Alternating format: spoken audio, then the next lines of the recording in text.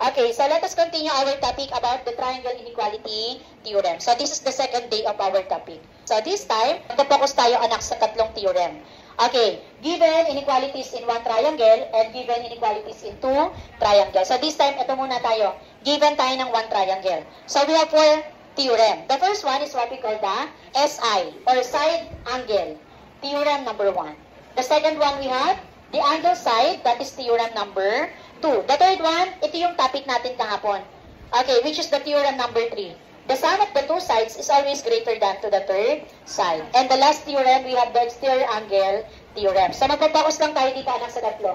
Side angle relationship, angle side relationship, and the exterior angle theorem. And kapag two triangles naman ang given, ito po yung mga theorem. The hinge theorem, and we have also the converse theorem, which is our topic next week. Huh? Okay, so this time, let us focus first on the theorem number 1. Okay, which is the side angle relationship theorem. So the side angle relationship theorem, or theorem number 1, state that, everyone, if one side is longer than other side, then the angle opposite the longer side is the larger angle. Okay, so but before that, anak, review muna tayo sa triangle. Okay, when we say triangle, triangle is a quadrilateral with how many sides? 3 sides. So we can name a triangle using 3 capital letters. So we can name this as triangle ABC. Pwede rin pong triangle BAC, CBA, basta silang tatlo ang naglalaro sa letters. Now, what are the parts of a triangle? Okay, the first part is what we call the sides. Okay, pag sinabi natin sides, ito anak ay segment. Ano po ba yung segment? When we say segment, it is a subset of a line with 2 endpoints. Okay, to name a segment, use 2 capital letters. Okay, so we can name this as, paano po pangalanan ng segment? Use 2 capital letters and then merong bar sa taas.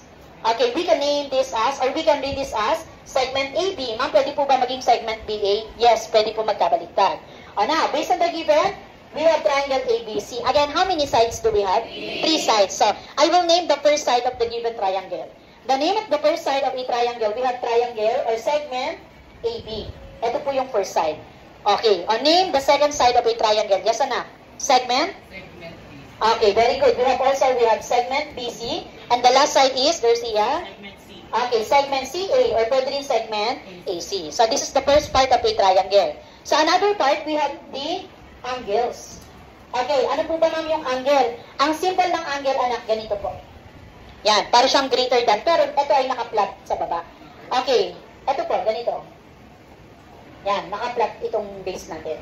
Okay, so now what is an angle? When we say angle, angle is a union of 2 non-collinear rays. Ano po yung rays? When we say ray, a subset of a line with 1 endpoint and extend only in one direction.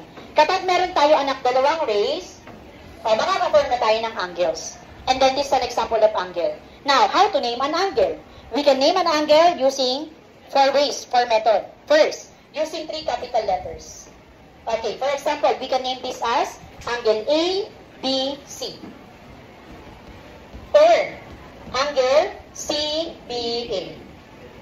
Pwede po magkabaliktad, pero take note, kailangan yung vertex, which is si point B, dapat nasa gitna. Iyon yung hindi mababago. Okay, another method, we can name an angle using 1 capital letter. So yun po yung nasa vertex. We can name this as angle B. The third one is we can name an angle using a small letter that found inside the angle. Kapag small letter, dapat nasa loob siya. So we can name this as angle A. And the last one, we can name an angle using the number na nasa loob din po dapat. So we can name this as angle 1. So now, based on the given, so we have angle, triangle A, B, C. Okay, maglagay po ako ng name ng angle dito. Okay, so if we have 3 sides, automatic, meron din tayong 3 angles. And what are those? Angle 1, very good. Another, angle 2, and angle 3. So these are the parts of a triangle. Okay, so proceed na ulit tayo dito. When we say side angle relationship theorem, given tayo anak ng sides, mag-identify tayo ng opposite angle. Okay, side angle relationship theorem state that if one side is longer than the other side, then the angle opposite the longer side is the larger angle. Ano sa Tagalog yan? Sa triangle, anak, may mga pagkakataon na hindi pare-parehas yung sides. Tama? Okay. Yung side daw na kung saan pinakamahaba, ang katapat, ang opposite katapat daw nun angle, yung pinakamalaki. That is the side angle relationship theorem. Kapartner ng mahaba, yung malaking angle. And that is the relationship, a side angle relationship theorem. Longer side is the opposite of the larger angle. Now let's try an example para mas maintindihan. Okay. So, give the largest angle in each triangle. Okay, step 1. What is the name of the given triangle? Triangle YES. Diba, we can name a triangle using 3 capital letters. Okay, so the name of this triangle, we have triangle YES. So, what is the measure of segment YE? 15. How about segment ES? 16. And segment YS? 17. So, this time, class, to answer this question, step 1, we need to arrange the given sides in increasing order or ascending order. Or when we say ascending, least to greatest. Tama? Okay, what is the shortest side? Okay, 15 is the measure of what segment? Okay, segment YE. That is the shortest side. Now, if segment YE is the shortest side, what is the opposite angle of segment YE? Angle S. Therefore, angle S is the smallest angle. Do you understand? Now, anong sunod sa 15? 16, which is segment ES. Now, what is the opposite of segment ES? Complete your answer? Angle Y. Very good. This is angle Y. Now, what is the longest side? Very good. Segment 17 is the measure of segment YS. And what is the opposite of segment YS? Angle E. Now, na-arrange na natin from least to greatest. So, this time, let us answer this. Arrange the given from longest to shortest. Longest, pinakamahaba naman. Ano daw yung pinakamahaba sa tatlo? Segment SY followed by ES followed by YE. Ito po yun. And then, after that, largest, pinakamalaking angle hanggang sa pinakamaliit na angle. Ano yung pinakamalaki? Angle E. Ano sumunod? Angle Y and angle S. Okay na, masasagot na natin to. Give the largest angle in each triangle. How to identify the largest angle? Identify first the longest side. What is the longest side? 17 is the measure of what segment?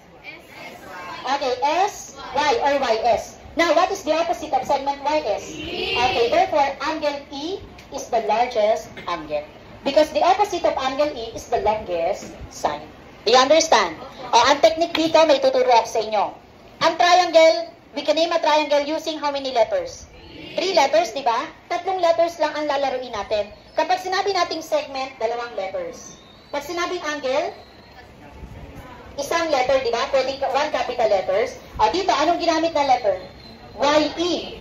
Anong letters yung binubuo? Anong name ng triangle? YES. Ilan na yung nagamit? 2. YE. Ano yung natira?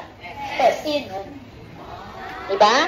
Next, dito, ES. Ano yung hindi nabanggit? Kaya angle. Lalagyan lang natin ang angle. Kapag segment, lalagyan ng bar sa taas. That is the technique. Naintindihan po. Pero dapat, anak, alam niyo yung difference between angle and side. Pag sinabing angle, angle. Pag sinabing side, segment po yun, ha?